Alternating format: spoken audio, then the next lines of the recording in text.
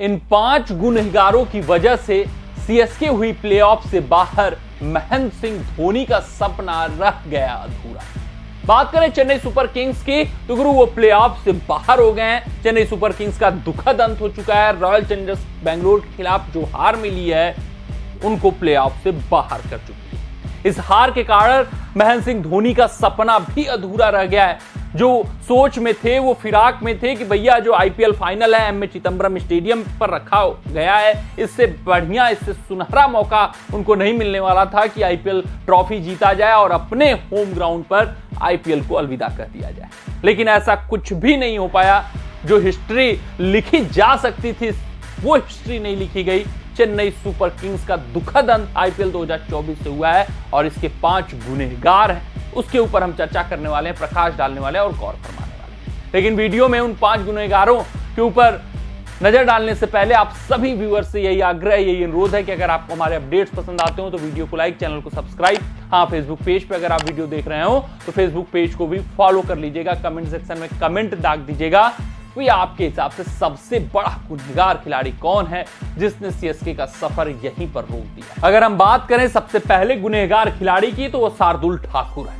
इस पिच पर जहां पर कटर्स कारगर साबित हो रहे थे, इस पिच पर जहां स्लोअर वंस इफेक्टिव हो रहे थे, उस पिच पर शार्दुल ठाकुर आते हैं, 4 ओवर में 61 रन खर्च करते हैं, 2 विकेट लेते हैं। लेकिन 61 रन खर्च करना ऐसी पिच पर अपने आप में एक गुनाह है और वो शार्दुल ठाकुर करके जाते हैं इस अहम मुकाबले में, महत्वपूर्ण मुकाबले में, करो या मरो के मुकाबले में। वहीं अगर दूसरे खिलाड़ी की बात करें तो वो है रविंद्र जडेजा गुरु।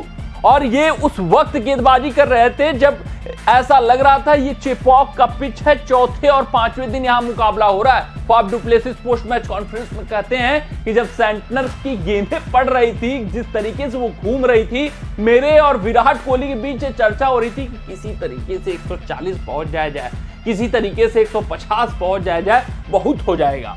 और उस परिस्थिति में, उस स्थिति में रविंद्र जडेजा जैसा दिग्गज गेंदबाज 4 ओवर का कोटा नहीं पूरा कर पाता है, 3 ओवर में 40 रन खर्च कर देते हैं। और यही 3 ओवर जो होते हैं वो मूवमेंट शिफ्टिंग ओवर होते हैं। और सबसे बड़ा गुनहगार अगर इस मुकाबले का कोई है, अगर किसी की वजह से चेन्नई सुपर किंग्स हारी है, जो कंडीशंस का फायदा नहीं उठा पाया है, वो रविंद्र जडेजा है।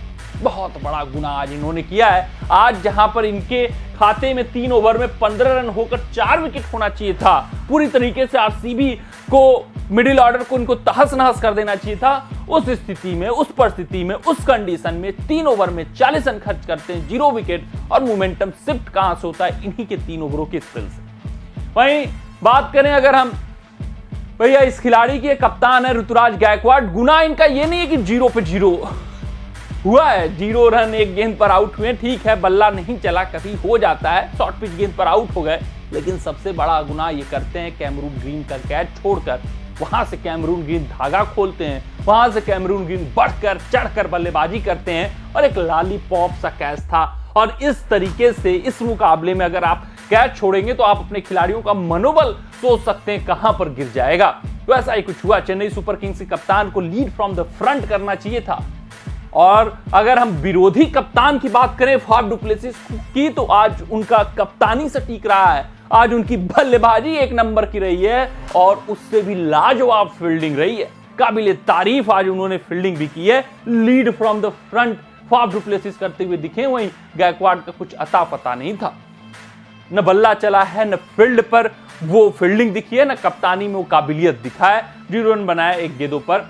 वहीं ये शेर है भैया, जब से वर्ल्ड कप का सिलेक्शन हुआ है बहुत बुरा इनका हाल है। ऐसा लग रहा है कॉन्फिडेंस कहीं गुम सा हो गया है। वर्ल्ड कप में सिलेक्शन के लिए लग रहा था खेल रहे हैं, बहुत बुरा हाल है इनका। न स्पिन खेल पा रहे हैं, ना ही पेस खेल पा रहे हैं। शॉर्ट पिच फिर से इनकी कमजोरी बन गई है। आज जो आरसीबी टीम का प्लानिंग था, शॉर्ट पिच गेंदे फेंकना और हार्ड लेंथ रखना, ऐसा नहीं था कि हार्ड लेंथ से चूकना है, हार्ड लेंथ रखना है, शॉर्ट पिच गेंद फेंकना है। और उसमें फंसते हुए दिखे। मैक्सवेल ने भी इनको बांधे रखा 7 रन 15 गेंदों पर। और मोमेंटम शिफ्ट अगर बल्लेबाजी में किसी ने कराया है, क्योंकि रचिन रविंद्र अच्छी पारी खेल रहे थे, रहाड़े अच्छी पारी खेल रहे थे और मुकाबले में सीएसके टीम थी, ऐसा नहीं था कि बहुत पीछे थी।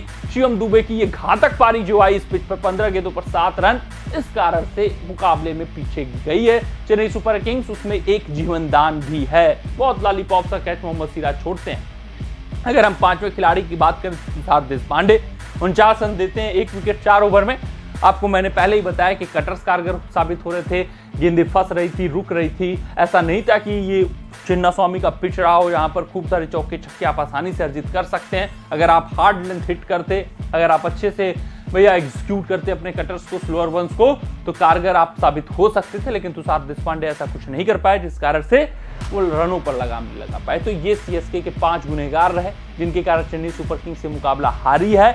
और बात करें महेंद्र सिंह धोनी के सपने की, तो वो टूट चुका है, क्योंकि वो चेपॉक से जीतकर आईपीएल 2024 को अलविदा कहना चाहते थे फाइनल, लेकिन अब प्लेऑफ में नहीं पहुंचे हैं, तो फाइनल कहां खेलेंगे। कमेंट सेक्शन में कमेंट आइएगा कि आपके हिसाब से सबसे बड़ा गुनहगार खिलाड़ी कौन है। मिलते हैं अगली रिपोर्ट में, तब तक आप अपना ध्यान से सुरक्षित रहें, स्वस्थ रहें, मस्त रहें। जय हिंद, जय भारत। अगर ये वीडियो आपको पसंद आया हो तो इसे लाइक और शेयर करें और क्रिकेट से जुड़ी अन्य जानकारियों के लिए हमारे चैनल को सब्सक्राइब करना ना भूलें।